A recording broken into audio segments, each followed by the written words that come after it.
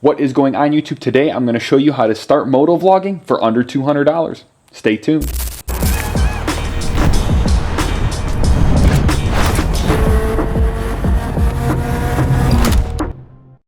Here is the setup. This is the setup that I ran for a few months before I upgraded anything, and honestly, I'm still running this setup. I do need to upgrade my camera, more on that coming soon, but for now, this has been working for me insanely well, and it's very affordable. Here's the breakdown. First things first, this is a GoPro Hero 5. Insanely outdated. It's very old. At this point, they're on like the 13, but I've been running with this 5 for a while now. Now you can pick these up for under $100 on Facebook Marketplace, and they really do everything that they're supposed to do, at least to get started. You don't need to go crazy right off the rip. The battery life might not be the best on these, but you can record at 2.7K at 30 FPS in super wide view. That's what I've been doing for over a year now, guys, and it works perfectly fine. The main thing I do struggle with, like I said, is the battery life on these older GoPros. It's really not that great. But when you're starting off, you press record, you go out riding for a little bit, get some content, come home, go through it, edit it, get started on the moto-vlogging. There's a whole process there.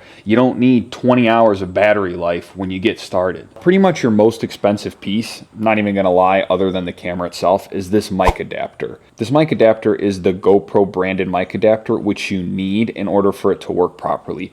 It just plugs into the USB over here, and it goes to a 3.5mm microphone jack right there. This thing's like 70 bucks, and I just have it zip tied up on here, but like I said, it works. Obviously you need a mic, which I have right here. I have it wired into my helmet. The wire is crazy long, but it comes right up here on the inside of the cheek pad, and I found it to have really good audio. I'll link the mic that I use in the description below. It sounds great, and it wasn't expensive at all. This kind of goes without being said, but you need some kind of chin mount. They make a bunch of different ones out there. This is from the company Chin Mounts, and I found it to work really well. You'll also need the mounting for the GoPro, which most people selling them on Facebook, it'll come with some of this.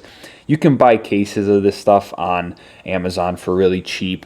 I have an adapter to make it go vertical. If you see this piece right here, how it comes up, I can do vertical for all the reels that I do on TikTok, Instagram, Facebook, and all that fun stuff. This setup has worked really well for me, and it's super affordable. I do plan on upgrading soon, like I said before. I'm gonna keep the same mic, I just need a new camera. I might get a couple actually, so I can have, you know, a couple different setups, and I can have a couple different on the bike, and I'll go over that when I end up getting it. The main point that I want to say here is start off small. Don't go crazy. Don't go spend all the money in the world. Don't think that you need to have the newest camera, the newest mic, the newest helmet, whatever it may be. Start off small and you'll grow little by little, and you can invest more money down the line. I've been doing this for a little over a year now, and I still use the same GoPro because it works. But here it is, the whole Moto-Vlog setup for under $200 basically. Go get started. One thing to keep in mind if you are going to get into motovlogging is be safe.